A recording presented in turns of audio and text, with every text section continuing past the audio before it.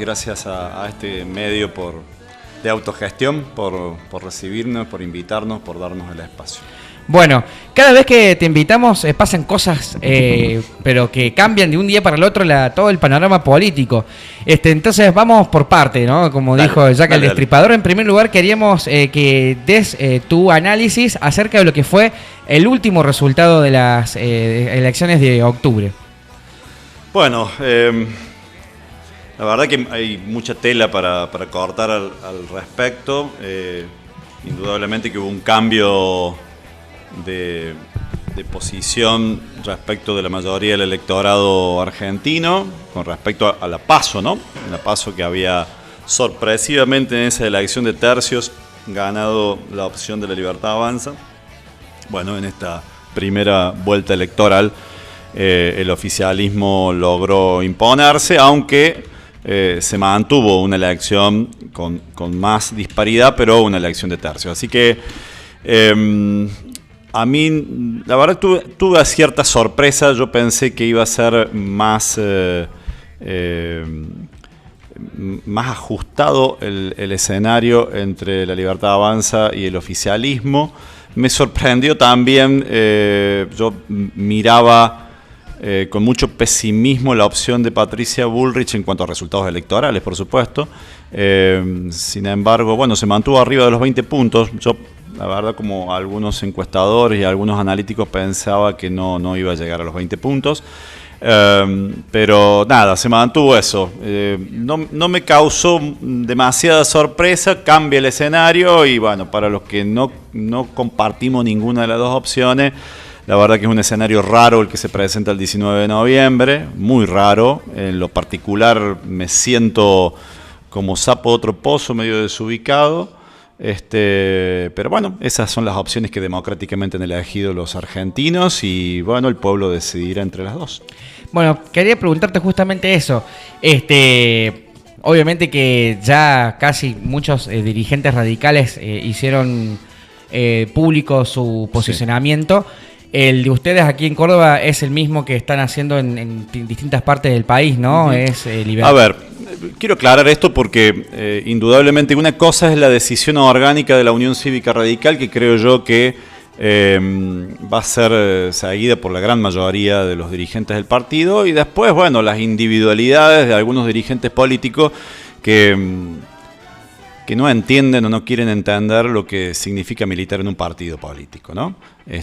Yo entiendo que el mundo hoy ha debilitado los partidos políticos, que los partidos políticos no están pasando por su mejor momento, pero bueno, yo soy un hombre del partido, yo creo fervientemente en los partidos políticos como instrumentos fundamentales de la República, como lo reza el artículo 36 de la Constitución Nacional Argentina. Hasta que no se modifique la Constitución, nuestro sistema democrático es un sistema de partidos políticos que tiene el monopolio de la representación pública. Creo en eso, soy un convencido de eso y mis decisiones se atañen a lo que orgánicamente el partido definió. ¿Qué definió el radicalismo?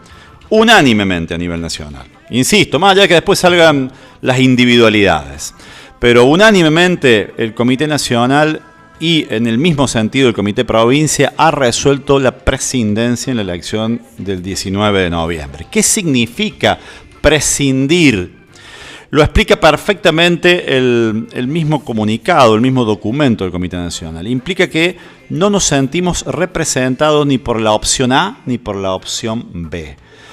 Por los argumentos que después podemos extendernos de por qué no a Massa y de por qué no a Milei. Pero lo cierto que el radicalismo, como siempre pasa cada vez que hay balotaje, hay una porción de la sociedad que no se siente representada. Nosotros en algunos balotajes nos hemos sentido representados por una opción y la hemos militado.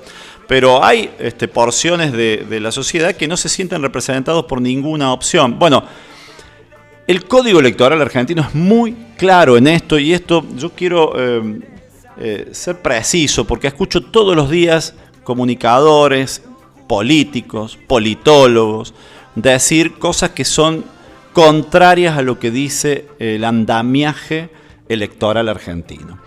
El Código Electoral argentino es claro, las opciones no son dos, son tres en el balotaje, porque los votos emitidos válidamente para la ley argentina son tres. quien opta por la opción A, quien opta por la opción B y quien opta por el voto en blanco. El voto en blanco también es una opción válidamente emitida según nuestra ley. La diferencia entre las dos primeras es que son afirmativas para una opción, para un candidato, y en el caso del voto en blanco es negativo, pero son 3 opciones de voto válidamente emitidos. Y además sostiene el artículo 149, 150 y 151 del Código Electoral argentino que los votos válidos negativos, voto en blanco, el único voto válido negativo es el voto en blanco, no será sumado, no será tenido en cuenta para ninguna opción. Es decir, que es una falacia absoluta sostener que quienes votan en blanco lo hacen en función de algún candidato, ¿sí? Esto no es así, no se suma ningún porcentaje y la Constitución Nacional, además lo dice en el artículo 97 y 98 de la Constitución Nacional. Por favor, a los periodistas, lean la Constitución.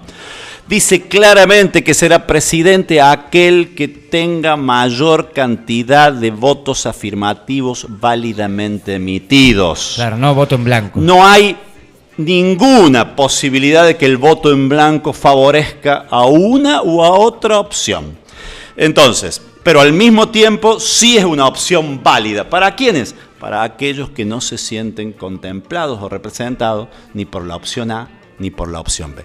Esa es la posición orgánica de la Unión Cívica Radical. Nosotros no vamos a votar a Massa, nosotros no vamos a acompañar de ninguna manera la propuesta de un pseudofascista como Milei, y tenemos la obligación con nuestra historia, con nuestras ideas, con nuestros valores, de votar, por supuesto, de sostener el sistema democrático. Por eso, en lo personal, estoy totalmente en contra de la abstención y estoy totalmente en contra del voto nulo, sino del voto en blanco, que es un voto válido, que es una participación política democrática que tenemos quienes no nos sentimos representados por ninguna de las dos opciones. Entiendo que cuando hablas de los comunicadores y de muchos políticos que también hablan de que el voto en blanco le va a hacer el juego a o que le hace el juego en contra a tal, digamos, ¿no? Así es.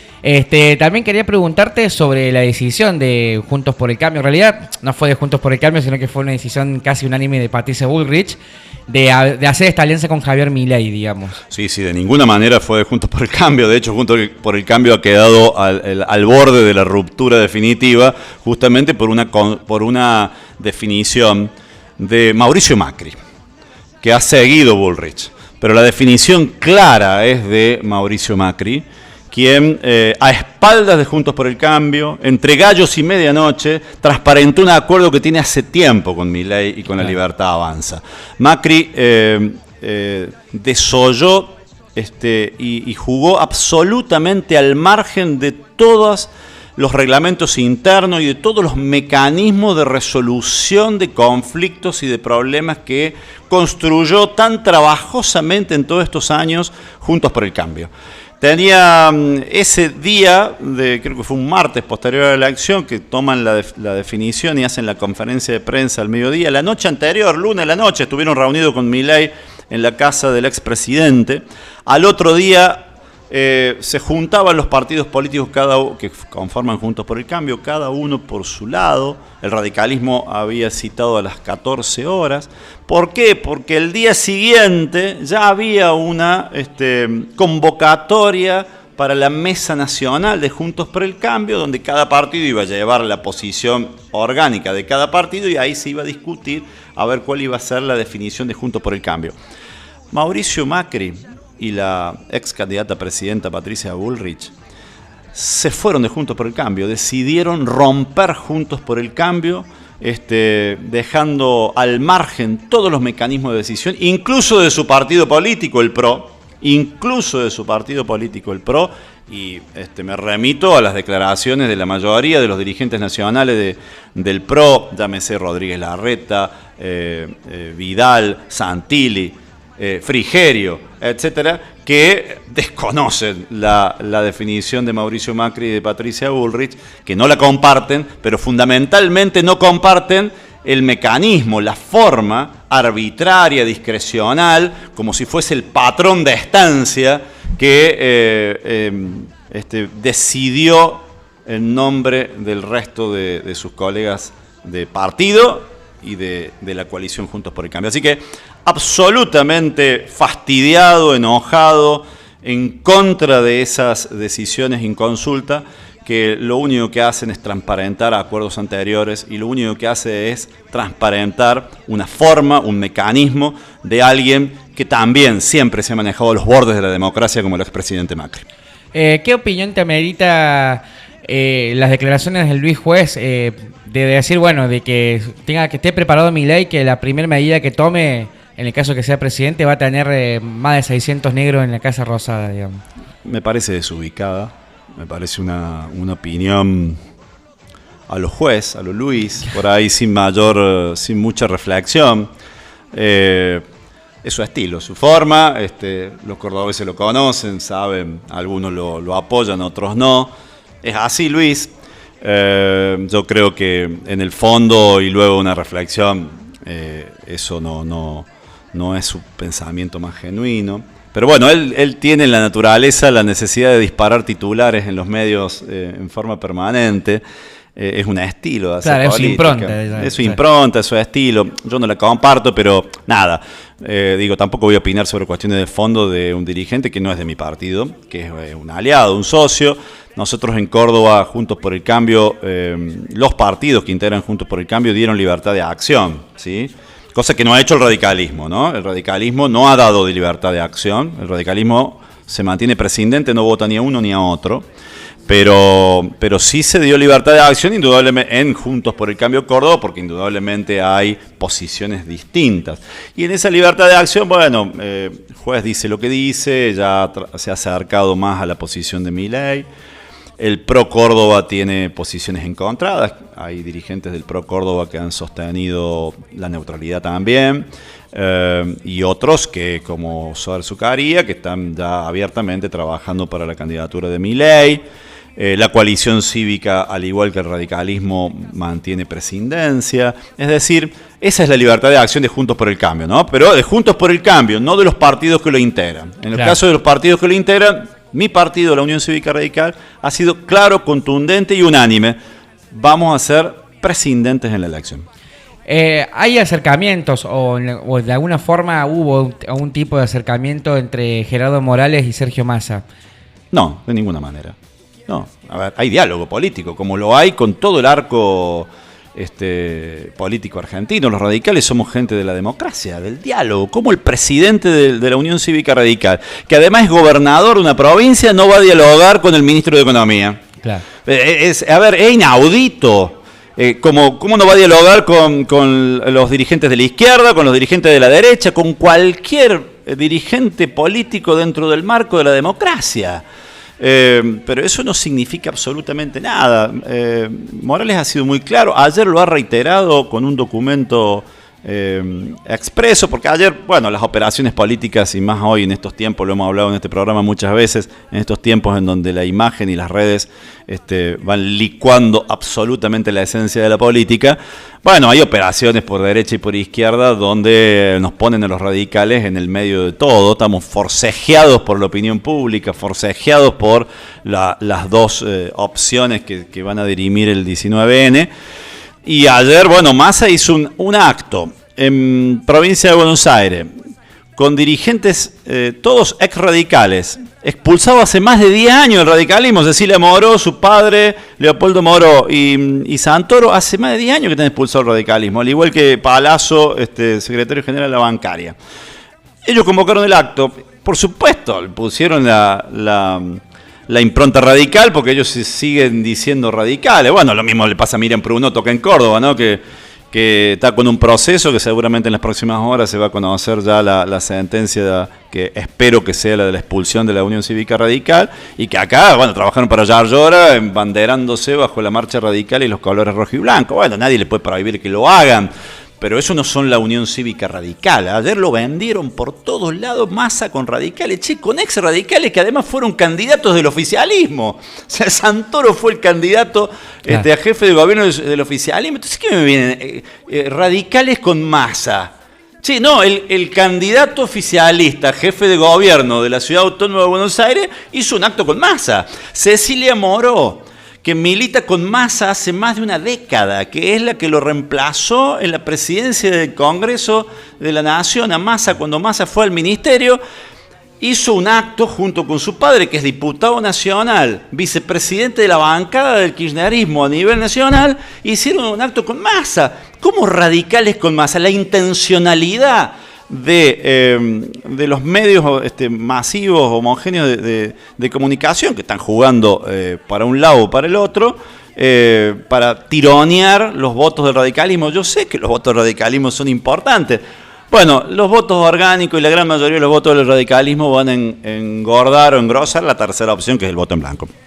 Bueno, quería pedirte también tu opinión. Ayer se cumplieron 40 años de la asunción de Alfonsín, y que luego de allí hubo ya una ininterrumpida democracia, ¿no? Que hoy pareciera estar vulnerada o que peligra por algunas declaraciones que lo viene haciendo Javier Milei, incluso en el debate de hacer negacionismo. Queríamos tus palabras también como dirigente radical. Te agradezco que me preguntes. Primero hacer algunas aclaraciones. 40 años, no de la asunción, Alfonsín asumió el 10 de diciembre, 40 años de que el pueblo recuperó la soberanía popular a través del voto, ¿no? El 30 de octubre de 1983 fue el día de las elecciones, fue el día en el que la gente eligió y que resultó ganador de la elección Raúl Alfonsín con más del 52% de los votos. Han pasado 40 años. A mí me tocó ser joven muy chico, no votaba, tenía 14 años en el 83. Sin embargo, en lo personal, como sé que la mayoría de mi generación y de muchas generaciones que siguieron, ese 1983 nos pegó duro, nos pegó muy fuerte, nos marcó a fuego. Y por supuesto la figura de Alfonsín, con sus amores y sus odios que la sociedad argentina le ha tributado durante todos estos años, también pasó a ser a partir de allí una figura trascendental de la historia argentina, ¿no? Estamos a 40 años. En ese tiempo no se pensaba de que iba a durar 40 años. Alfonsín nos prometía 100 años de democracia, 100 años en sentido figurativo, ¿no? Para la audiencia más joven, decirles que el siglo XX fue una interrupción permanente de gobiernos democráticos. No duraban los gobiernos a partir del 6 de septiembre de 1930, que se produce el primer golpe cívico-militar al presidente Hipólito Yrigoyen. A partir de allí hubo un seguimiento permanente, continuo de golpes y de interrupciones. Cada vez que se recuperaba la República se interrumpía por lo que yo denomino el partido militar, que fue el bipartidismo del siglo XX. En el siglo XX hubo en la Argentina un bipartidismo entre la democracia y los militares, porque fue permanente esto. Y llegamos al 83, después de la dictadura más sangrienta, más cruel, más tremenda que haya sufrido Latinoamérica, no solamente Argentina. Y con un presidente que además asumía por primera vez desde aquel golpe del 30, por primera vez un presidente no peronista en la Argentina, que era un condimento también para la época.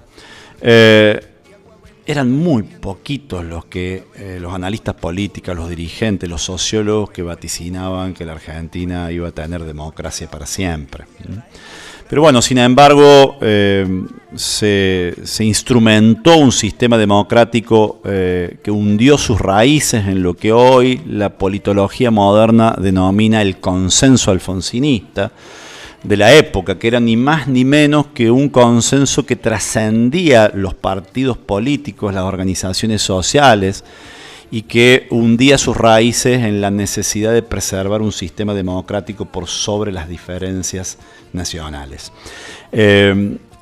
Y yo creo que eso ha sido tan fuerte que dura hasta hoy, pese a estas reivindicaciones que marcas como la del candidato Milei, o fundamentalmente de su candidata vice vicepresidenta, ¿no? Esta chica que ya ni sé cómo se llama, Villarroel creo que es el apellido, que indudablemente reivindica al negacionismo, que se formó jurídicamente en uno de los estudios jurídicos que defendió a Macera en el juicio de las juntas. Nada se puede esperar de ello. Pero yo creo que el consenso alfonsinista del que hablaba va a ser mucho más fuerte que estas apariciones fascistas en la Argentina. Estoy convencido de eso, porque también lo he dicho acá y lo enseño en clase en forma permanente. A diferencia de lo que pasa en el resto de los procesos de construcción democrático de Latinoamérica, en Argentina la democracia hundió sus raíces sobre la base de la verdad y la justicia. Acá no hubo perdón, acá no hubo amnistía, acá los militares los sentaron en el banquillo de los acusados, acá hasta el día de hoy hay juicios. Esa construcción de una democracia sobre la base de cimientos sólidos que tienen que ver con la verdad y la justicia es lo que ha hecho que la democracia argentina cumpla 40 años y estoy convencido que no solamente vamos a llegar a los 100, sino que vamos a superar holgadamente los 100. Mira, gane quien gane, aunque gane la variante fascista, negacionista, yo estoy convencido que las instituciones, la democracia, con todas sus falencias, pero las instituciones democráticas son tan fuertes que van a resistir incluso a un presidente que niegue las bondades de nuestro sistema. Ahora apareció, bueno, siguiendo esta línea, apareció Pando nuevamente, diciendo de que tienen que perdonar a los militares que fueron represores. Un absurdo porque además esa posición de Pando, lo escuché anoche justamente en un video que está viralizándose, va en contra del sistema judicial argentino, ¿no? Va en contra de no solamente del juicio de la Junta, sino que a partir de ahí de todas las sentencias que a lo largo y a lo ancho del país fueron llevando adelante las cámaras nacionales y además ya de una jurisprudencia que es ejemplo en el mundo, ¿no? Los juicios argentinos se estudian en el mundo hoy.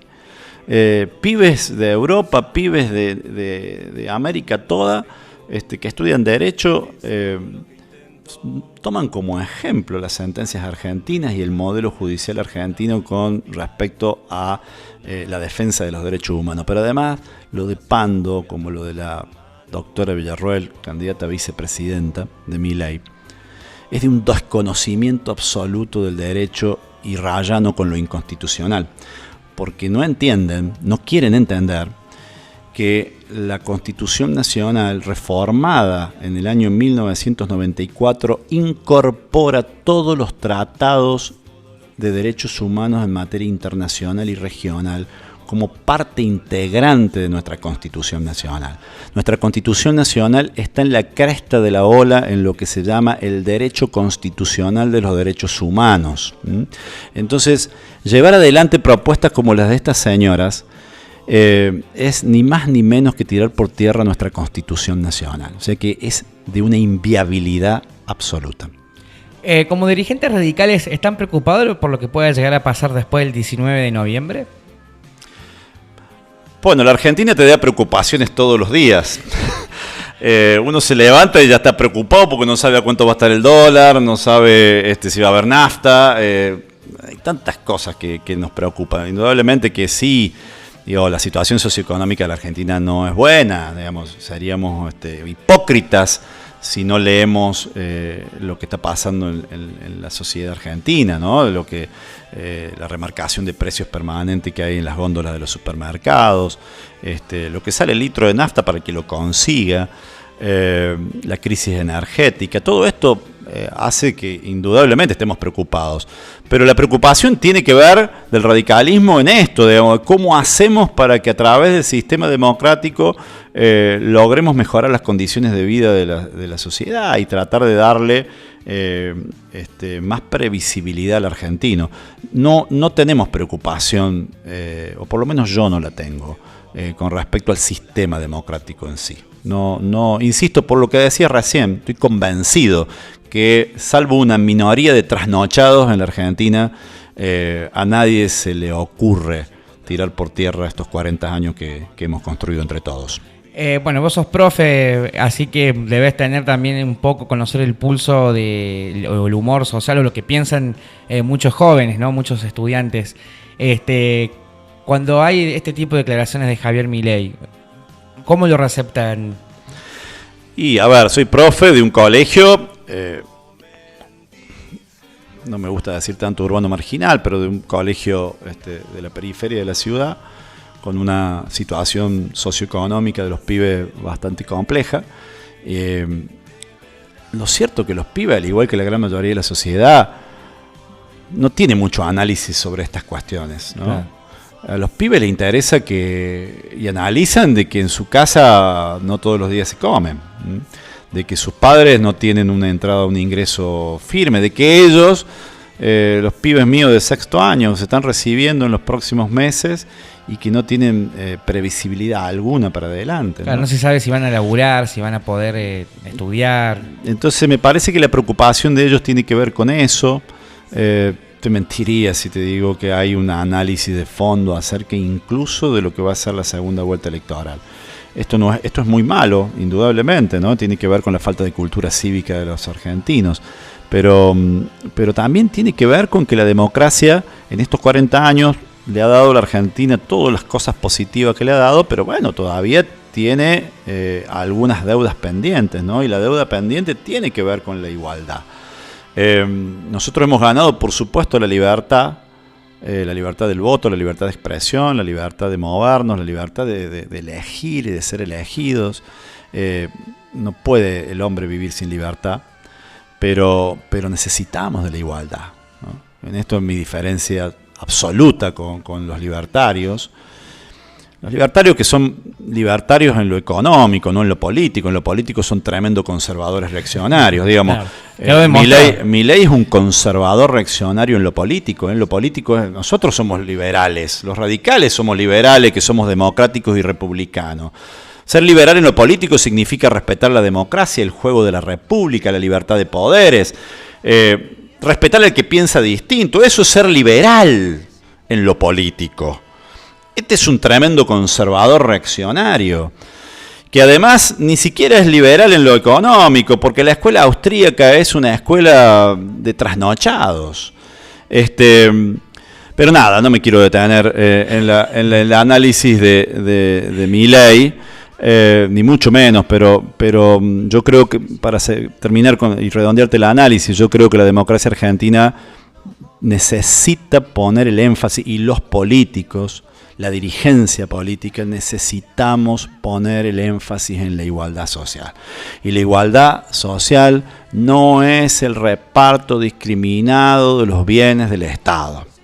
La igualdad social significa ni más ni menos que poner a un Estado fuerte, un Estado que regule, pero un Estado que le empiece a brindar en serio las herramientas de progreso y de ascenso social, fundamentalmente a los pibes y a las pibas que están excluidos del sistema.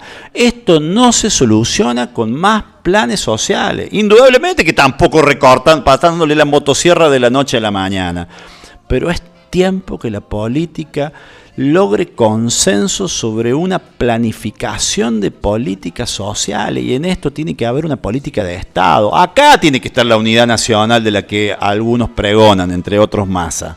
¿La unidad nacional para qué? Porque es muy bonito hablar de la convocatoria de la unidad nacional. Fernández también nos convocó a la unidad nacional, todavía estamos esperando que nos convoque, porque lo hizo en 10 discursos consecutivos y después no convocó a nadie. Entonces, Massa, en vez de pregonar de que va a convocar a la unidad nacional, primero tendría que decir para qué lo va a convocar, y segundo, esperar si gana la elección, que asuma, y el mismo día tendría que estar convocando. Pero convocando para esto, porque la democracia argentina necesita empezarle a solucionar los problemas de desigualdad social. Porque si no, la igualdad se transforma en una quimera, en un abstracto, y entonces aparecen los discursos de los libertarios, ¿no? que incluso denostan la igualdad, porque se cree que la igualdad es solamente el reparto indiscriminado de los bienes del Estado. Claro. Claro. Se ha hablado mucho, por eso que quería como también focalizar un poquitito nomás o detenernos un minutito en lo que es el sector juventud. Hubo muchas encuestas, mediciones de que los jóvenes estaban más corridos a la derecha. Quería preguntarte si esto que dijiste vos, esta realidad que vive un montón de pibes, que son la mayoría, ¿no? Porque en Córdoba tengamos en cuenta de que el 50% de los trabajadores jóvenes están en condiciones precarias. Así es. Si estos discursos de, por ejemplo, vamos a dolarizar la economía, vos vas a ganar en vez de 100 mil pesos, 100 mil dólares, el voucher educativo, si eso se ha confundido un poco también en la juventud. Confunde, pero indudablemente que seduce. El discurso del cambio seduce siempre. Claro. Si vos tenés una realidad que te margina, si vos tenés una realidad que no te contempla, vos no le podés hablar de educación pública a un pibe que se está por recibir de educación pública y que sabe que con el título de secundario de una escuela pública no va a conseguir ni trabajo, no va a conseguir nada. Entonces, ¿de qué educación pública le estamos hablando? Si vos le vas a hablar de salud pública a un pibe que ve que la madre, cada vez que tiene que parir, se va a las 3, 4 de la mañana a hacer cola para ver si a las 7, 8, 10 de la mañana lo atiende una obstetra, si es que lo consigue en el hospital público. Entonces, ¿de qué salud pública estamos hablando? Entonces, el pibe es, indudablemente, y lo entiendo, se ve seducido por el cambio, porque el cambio es cambio, y no entra en el análisis, qué significa, cuáles van a ser los efectos, las consecuencias, a dónde vamos a ir. Él sabe que hoy está en la lona, peor que eso no va a estar. Entonces ahí está el problema de las fuerzas tradicionales, de los que hacemos política, de los partidos políticos. Por eso digo, hay que empezar a ocuparse de los verdaderos problemas de la sociedad. Si los pibes están marginados, si los pibes no consiguen trabajo, si los pibes están precarizados, bueno, hay que hacer algo. Busquemos la forma para planificar una política pública que más allá de peronistas, radicales, de izquierda y de derecha, empiece a dar soluciones, porque el consenso alfonsinista sigue siendo fuerte, pero en algún momento se va a empezar a debilitar también en las estructuras, ¿no?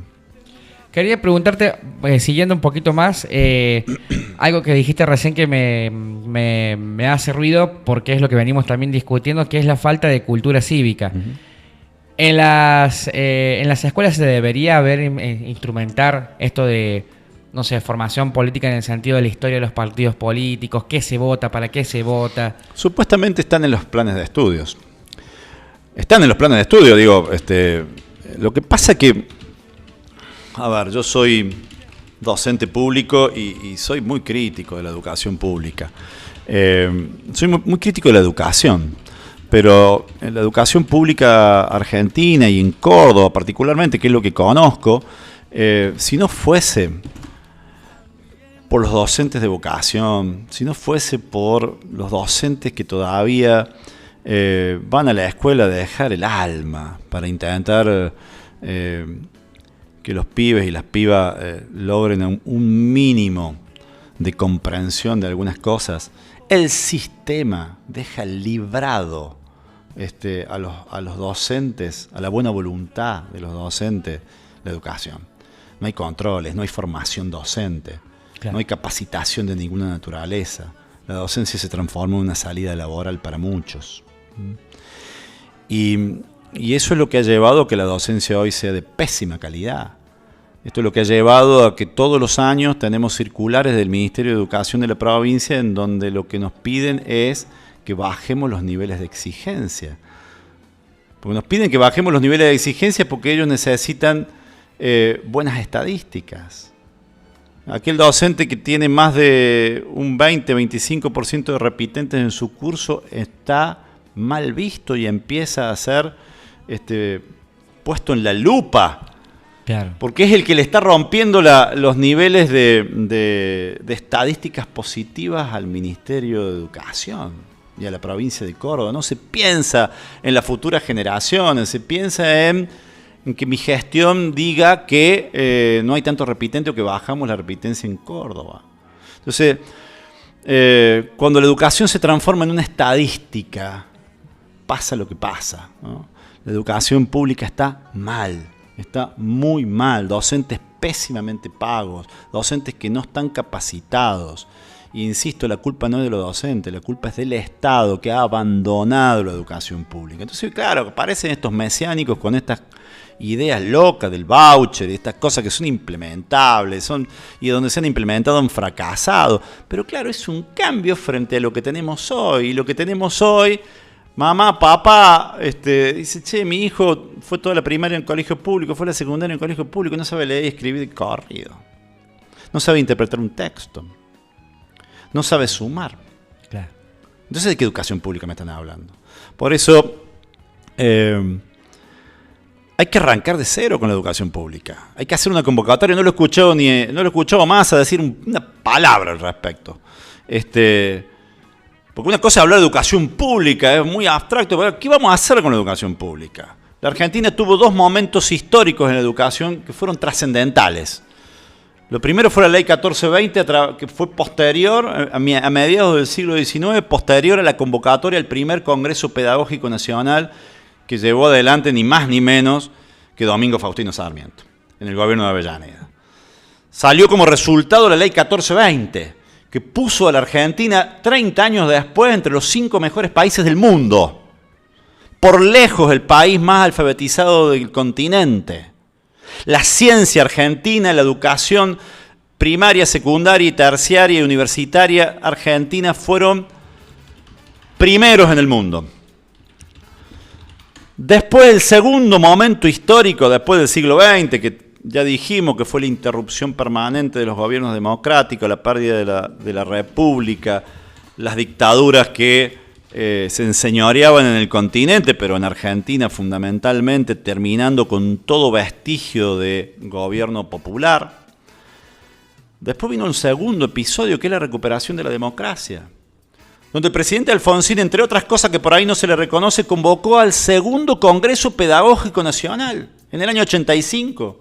Fue la segunda vez en nuestra historia que toda la comunidad educativa, sin distinción de credo, sin distinción de banderías políticas, se reunió en todos los colegios del país, desde La Quiaca hasta Ushuaia, para rediscutir el modelo pedagógico educacional argentino. Y se construyó una educación para la democracia a partir de ese modelo, borrando los vestigios autoritarios que casi se habían incorporado en el siglo XX después de tantos gobiernos autoritarios. Pasaron 40 años, nunca más hizo absolutamente nada por la educación nacional. El presupuesto actual del Ministerio de Educación de la Nación es el más bajo de la historia. No llegamos al 4% de la torta presupuestaria nacional. Está bien, con Menem la nación se sacó de encima la educación secundaria, lo descentralizó, pero eso no puede significar que el Ministerio de Educación de la Nación se despreocupe de la educación nacional. Entonces lo único que le interesa, cada 2 años, las pruebas PISA, por favor, las pruebas PISA, capaciten a los alumnos. En mi colegio, es uno de los colegios de la zona sur que se hacen las pruebas PISA en matemática y en lengua. Desde primer día de clase, durante 6 meses, eligen el curso, capacitan a los chicos, le meten toda la formación que no le dieron durante... Nada más que para tener un buen resultado, para quedar bien con la estadística. Una mentira, una falacia, nos estamos mintiendo en la cara, a nosotros, a nuestros hijos, a nuestros nietos. Bueno, contundentes declaraciones, Sergio. Te quiero agradecer por tu tiempo.